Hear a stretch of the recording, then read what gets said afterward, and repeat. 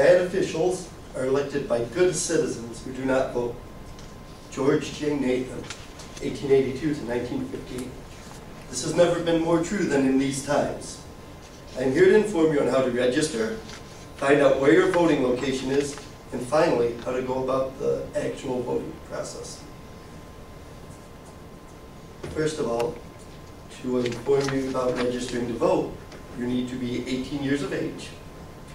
You also must be a U.S. citizen, and you must be a resident of the state and county where you're registering to vote. There are many places which you can register to vote. There's online, which is probably the easiest if you have a computer and internet access. Also, you can vote at many of these locations by walking in. Secretary of State offices. There's several of them everywhere. Your local county, city, or township office. You can also go to military recruitment centers, which most people do not know. Offices of any other state agency, basically. You can go just walk in asking for voting registration. And then also, there's if you hear of a voter registration drive, you can go there and register. Those are kind of spontaneous stuff. So. Then moving on to where your voting location is.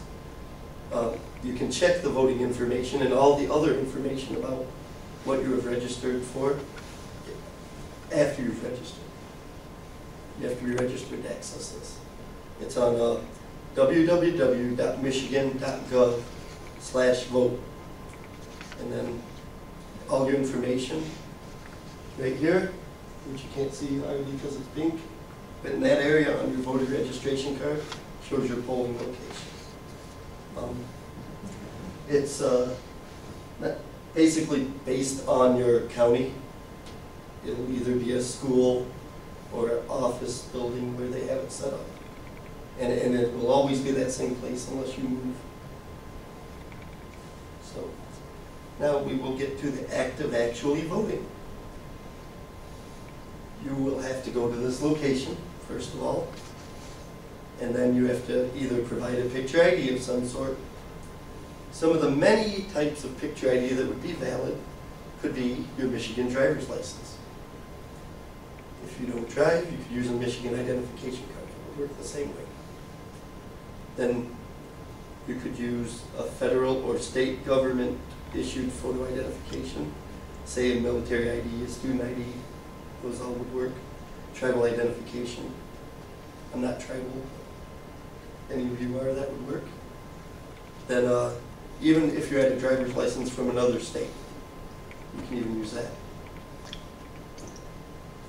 And you can also file an absentee ballot, which is a little more difficult. You actually have to fill out a form online to get those. And if you're age 60 or older, you can do that. Or if you're unable to vote without assistance, or if you was going to be out of town for an emergency on the election day, or if you can even vote if you're in jail, as long as you're awaiting arraignment or trial. If you're already in there and convicted, you might as well forget it. There's one right you don't have.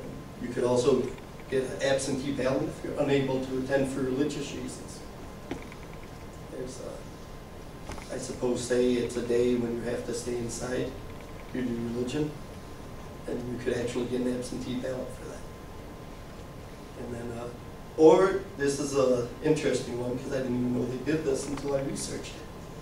If you were appointed to work as an election inspector outside of your precinct, before I researched this, I always thought it had to be in your local area before they could appoint you. But I guess they can just grab you from anywhere and have you inspect the election. So now that you know how to go about voting, I will end with a quote. It might inspire you towards how you might wish to vote. Hell, I never vote for anybody. I always vote against. And that is by W.C. Fields, a famed comedian. If any of you are old enough to remember him, other than me, look him up if you don't. Enjoy your voting and have a pleasant tomorrow.